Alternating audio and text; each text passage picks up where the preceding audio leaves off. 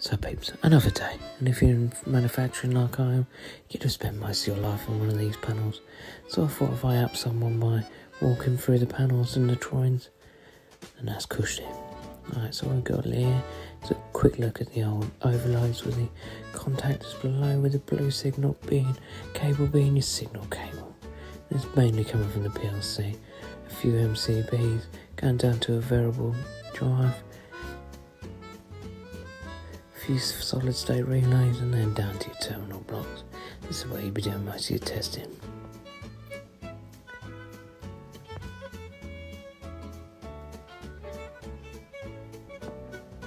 So what I'm going to start off with at the top end is our drives,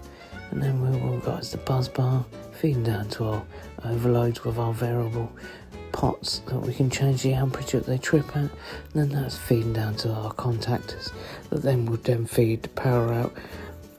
to our motors or fans or anything that is driving itself. And the blue cables you can see again are signal cables. So what I'm going to try and start doing is put the drawing next to the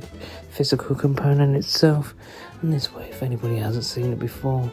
or if they're starting out they can see the physical to an electrical drawing. So what we got here is the bus bar feeding down to the overload itself, where we got the auxiliaries on the right hand side, so you can see normally closed, normally open, and then the side we've got what the amperages can be set from and to, and then what they're set out from the factory, and then what we're going to feed down to the two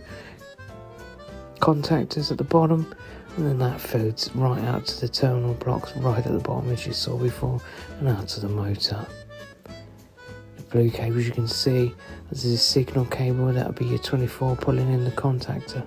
and then on the overload will be your feedback to the PLC to know if it's tripped or not, and that'll be your normally open, normally closed at the top.